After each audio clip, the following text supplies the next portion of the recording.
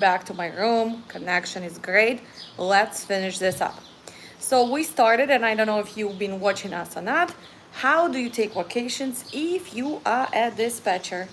Do you see me? I do not bring all those YouTube stuff, camera holders, lights, and everything else because I'm not a pro video editor. But here is the thing. You go on vacation, you need to dispatch your carriers. How are you gonna do it and who has to back you up? Well, to back you up, you usually are gonna have somebody at your team. But most of you are starting as a newbies, right? So you have 2, 3 trucks to dispatch, and you still need to take vacations. And your carrier probably are gonna keep going on the road. So you can do 3 things. First, you guys can go on the same vacation, right? But does not happen often. Secondary carrier can kind of dispatch him for 7, 10 days, but before you leave, you should pre-book him at least for 2, 3 days. Market is challenging now, so pre-booking can be challenging as well. You need to make sure driver is dispatched. You need to tell your brokers that you will be on vacation and they need to reach out to the driver in case if they cannot reach you, like you have seen a few minutes ago, connection was bad. I mean, the phone is working. I'm in Dominican Republic, but you might go to different countries. Sometimes internet is not working. The phone service might be interrupted, but your driver should be aware that he has to be more responsible at that time. You tell your brokers, here's the phone number for the driver. I will be on vacation. Make sure you contact my driver. Make sure you contact my carrier in case of what? Cancellations, problem with PODs, if they need the change pickup or anything which can go wrong with your load. Well, also, you might have carriers who can tell you, well, I don't care if you go on vacations or not. I need to make sure that what? That I am going and keep going on the road. Well, you guys can wake up and still find the loads. In this case, the best scenario is load boards. Click, book, agree, play casino, rate confirmation comes. Is it fair to the dispatcher? Oh, no, I don't think so. We work really hard when we go on vacations. We do not really want to be bothered because we are humans as well, right? We are pro dispatchers, we are superheroes for our carriers, but we deserve our quiet time because we need to recharge. We need to put our thoughts together. We also need some sun and fun and peace. But things can go wrong. But nowadays, with all the internet, with the phones, with emails, with load boards being on your phone, you can still double check, right? Doesn't mean that you're gonna be sitting from 7 to 5 on your vacation trying to dispatch your trucks. I know some dispatchers do that, and you know what? You have to stop doing this. Drivers need to understand that they have to kind of survive that 5, 7 days. But I would suggest you to make connection to other dispatchers so you guys can back each other up, right? Especially in our classes, I'm talking about building relationships. This is a great opportunity to start building relationship. And then, if this person dispatches trucks, she can back you up and she can dispatch your carrier for 5, 7 days and it would be fine, right? You will pay her commission, whatever you making, you'll just pass it to the dispatcher, and this way you don't have to worry about never going on vacations. What else is important? Well, um checking your email maybe a few times during the day, but as I told you, try to go away and don't pay attention to all the nonsense in trucking. This is your time to enjoy, to recharge, and kind of be cool, right? I see some people watching right now. It's so funny, but I cannot see the comments, right? Let's see any comments right there.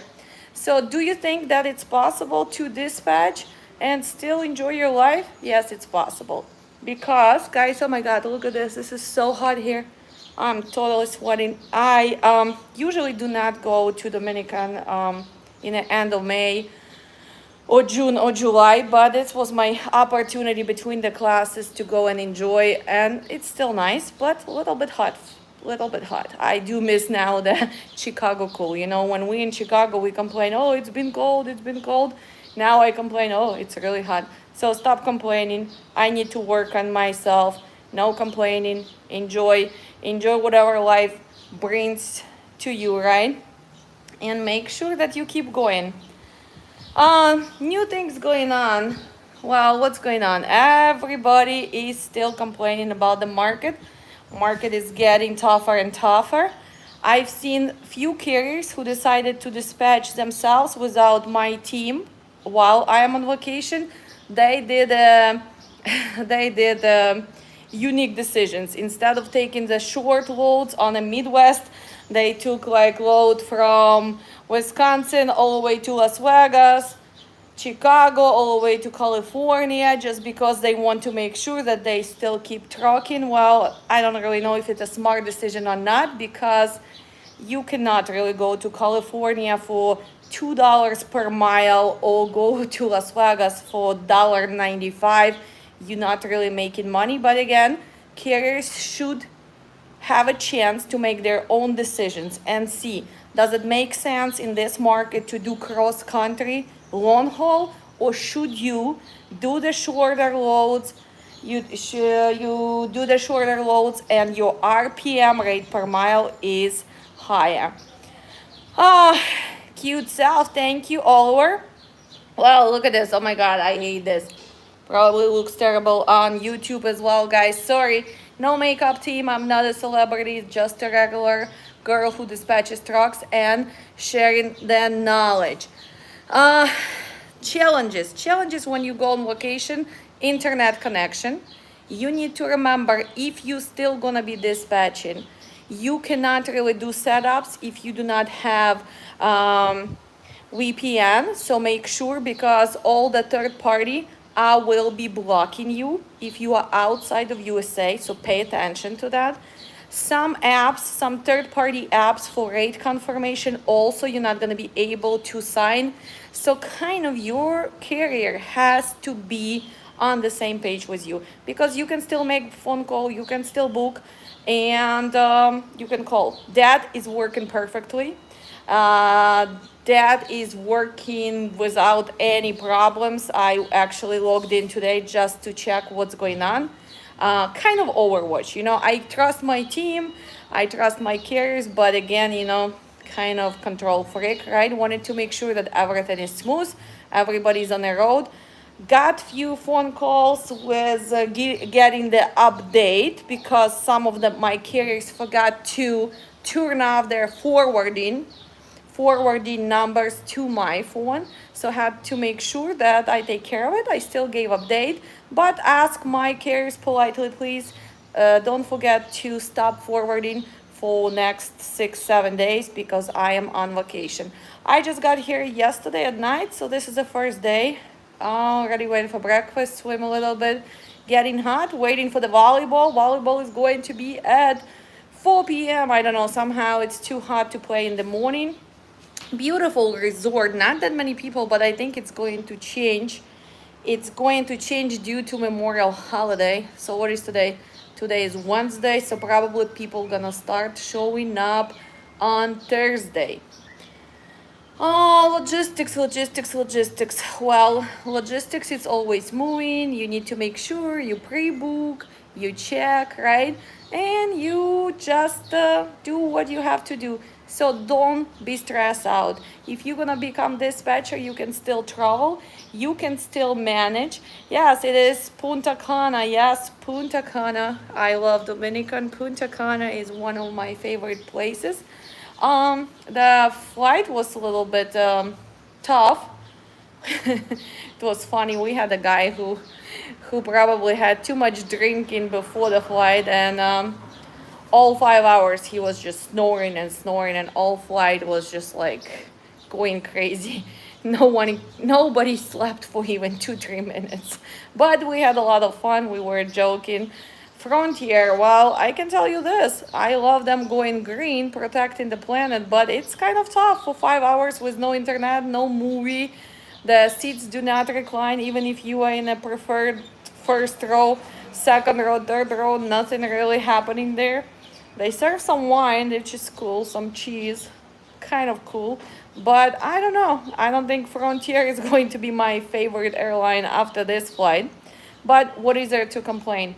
We all healthy, we can afford vacation, we still going to our goals, and goals are different for everybody. So my goals is to work hard for 4 or 5 weeks, go on vacation for 10 days.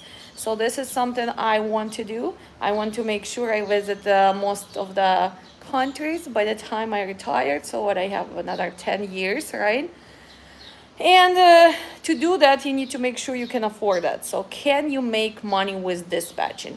Yes, you can make money with dispatching, and actually, we make pretty good money, right, guys?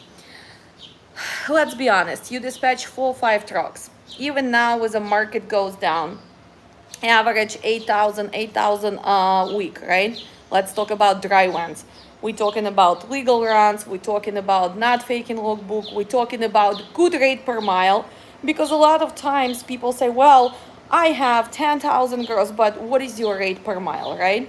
That doesn't make sense, because sometimes you can have 8,000 girls, but your rate per mile in this market 320, 330, 340, and then you have 10,000 girls, but your rate per mile is 220.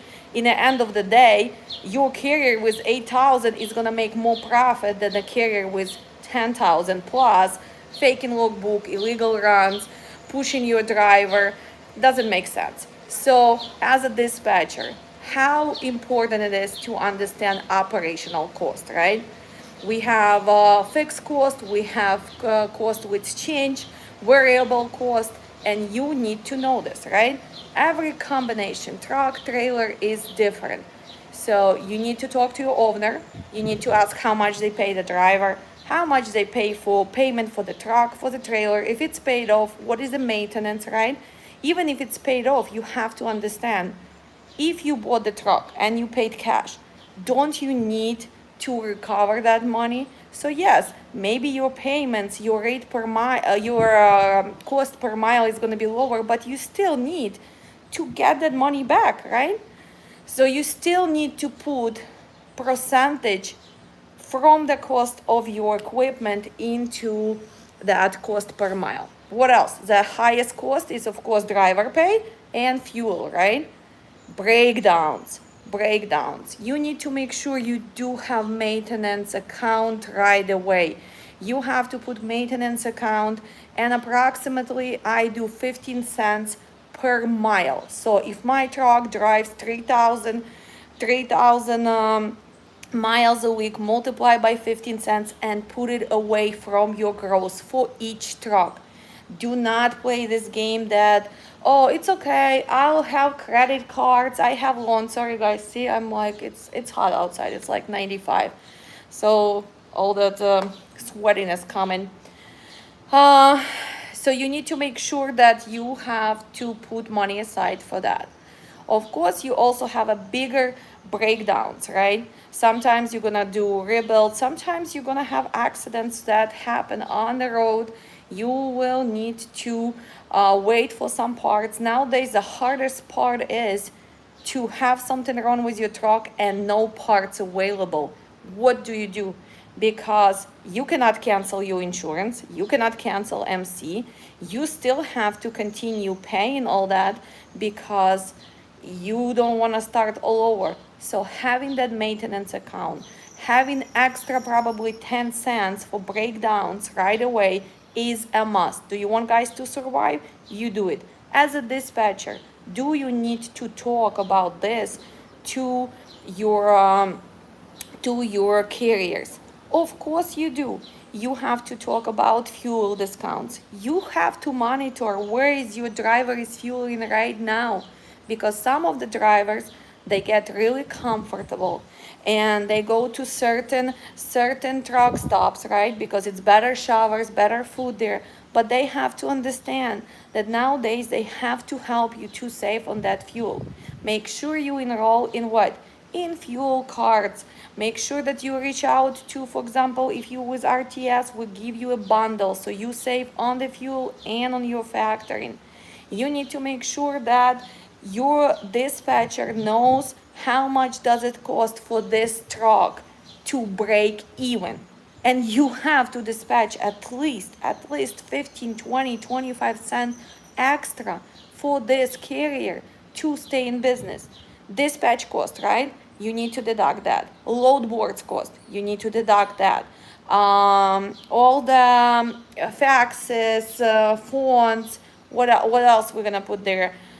Well, subscriptions, right? Because you don't have just one load board. Then you have subscriptions, let's say for Adobe. You have subscriptions for other tool guru. Maybe you have subscription to PC Miler, the professional maps, right? It's all adds up.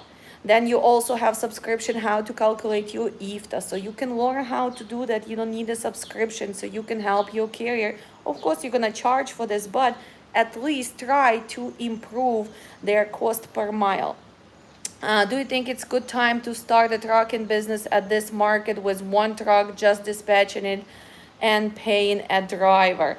Well, it would be challenging right now. It depends which area you start and how good is your dispatching skills. You have to understand that most of the brokers are not going to be working with you because instead of 2,000 loads right now, we see just 500 loads. So everybody who already set up, they have a better chance. Every dispatcher who already built a relationship, they reach out directly to the brokers. Will be challenging, but should you wait? I mean, if you already have the truck, well, then go for it. But if you looking right now to buy the truck and you still overpaying because market is down, but equipment is still the shortage. So you'll see it's gonna take 2, 3, 4 months for equipment to go down. Some people gonna start going out of business because they simply not going to be available to survive. So if you did not buy a truck yet, I would I would personally wait for right now. I would just make sure that I learn the industry, improve the dispatch skills, safety skills, compliance. I would just watch for another month or so and see how it's gonna go. Again, who can survive? If you are a driver, if you know that you will be driving, then yes, go into this business because you still making money as a driver. But if you are an investor who is still gonna be looking for the driver, remember, it's a shortage of the qualified drivers. So that's a challenge number one. Then you are overpaying for equipment. Then you're a brand new authority, and who is working with you? TQL, Siege Robinson, Convoy, few other brokers. Then you have to wait 30 days, 60 days, 90 days. You need to survive 90 days. So if you pay in salary to your driver, equipment, I mean, of course, when I don't know which equipment you are trying to buy. It depends area. It depends how good your driver is going to be. That can be challenging. I would really calculate the cost of trucking. You will need to activate UMC if you do not have new authority. That's gonna take approximately 30 days, right? We just had our webinar and a lot of people were ready to jump. They were ready to go, but after webinar they're like, well, I'm financially not ready yet. So you need to understand the first 30 days you will not be able to book the loads, but you have to pay insurance, right? Nowadays for the driver, approximately from 16,000 to 25,000. Again, it depends on CDL of your driver, how many years in business he is. It depends on your equipment. It depends on your personal credit score. That's gonna kind of calculate your quote. You need to put 25, 35% down. So let's say 20 grand, right? So you need to put right away 5,000 down. You cannot take the load for the first 30 days because you need to activate MC. You need to file BOC3 on file. You need to enroll yourself in what? In ELD provider. That's cost money as well. You need to enroll yourself in drug and alcohol program.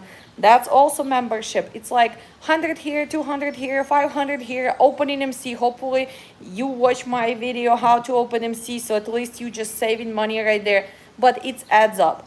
I can tell you this. And then equipment, right? You still need to buy equipment, insurance, physical insurance, primary liability, cargo insurance, general worker compensation if you are in a state which is required, occupational, medical expense. So you really need to calculate all of that before you jump.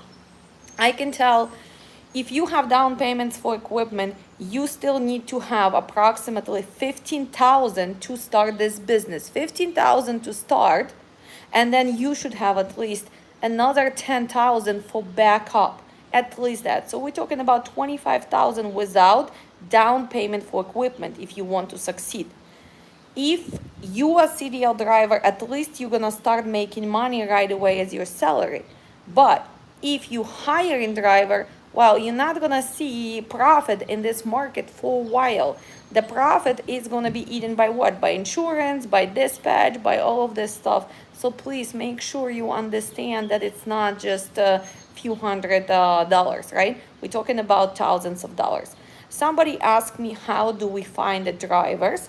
Well, you guys can advertise, you guys can reach out to your friends, recruiting services. The hardest part right now is to get the qualified driver. So what is a qualified driver? Well, the driver who've been driving at least for more than 2 years. Driver who doesn't have accidents, drivers who MVR is clean, PSP is clean, driver who doesn't not do violation, right? He might not be a superhero driver who drives 650 miles. If you're gonna do shorter runs, you just need a responsible guy who knows how to do PTI, pre-trip inspection, guy who knows the equipment, and guy who is responsible with the paperwork. That's what this qualified driver is. And the guy who can pass a drug and alcohol test as well, right? So challenges of finding driver is probably number one challenges in trucking. Buying equipment, financing equipment, finding dispatch, this is not a problem, but getting the drivers, this is the biggest problem. Again, if you're a good company, usually drivers will recommend you and they will bring their buddies, their friends, their family members. A reward system. So if you bring the driver, you'll get $1,000, 1,500 if the driver works for you for more than 2 months, 3 months. So the companies have a different promotions, and that's how they get the drivers. But advertising, giving them good equipment, I guess, and just reaching out to drivers, right? Going to truck stop, advertising. I mean, a lot of people advertise on the Craigslist. Personally, me, I don't know. Every time I was trying to hire the driver from Craigslist, did not work out. As an owner operator, are you just gonna talk to him over the phone? I can tell you this.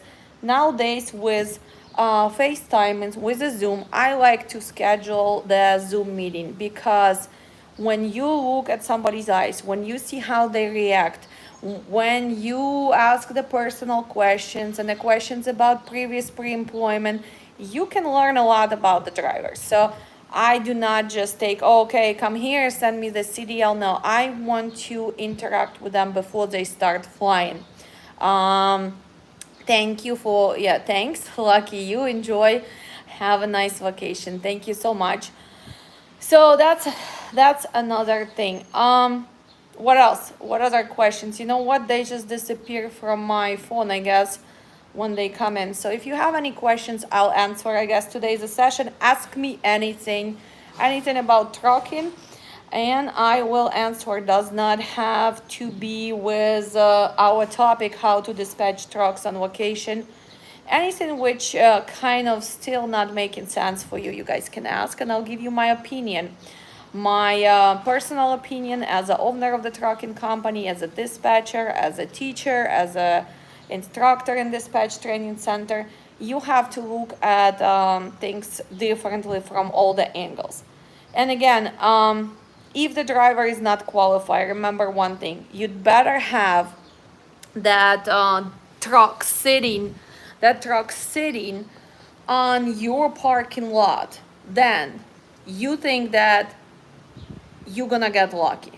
If the driver, if you feel and you know that MVR is not good, if he's telling you, well, it's not my fault, you know, that accident, it wasn't me. If you check his PSP record and it's so many violations, uh, please don't really think that you're gonna be lucky, right? This is already too many red flags right there. I always reach out to previous employers and check what was going on with this driver.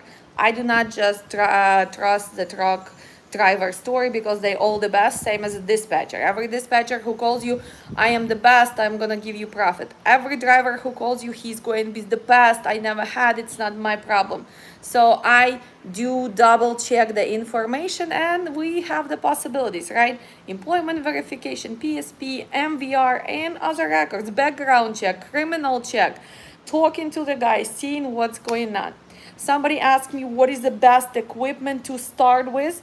Well, the easiest equipment to start with, I guess it's going to be dry vents, right? So dry vents is easy. Why is it easier?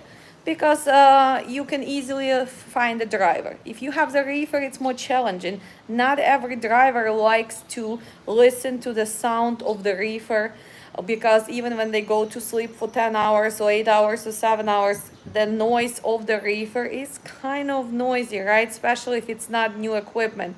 So a lot of drivers don't like that. Also, why they don't like reefers? Because of the strict appointments.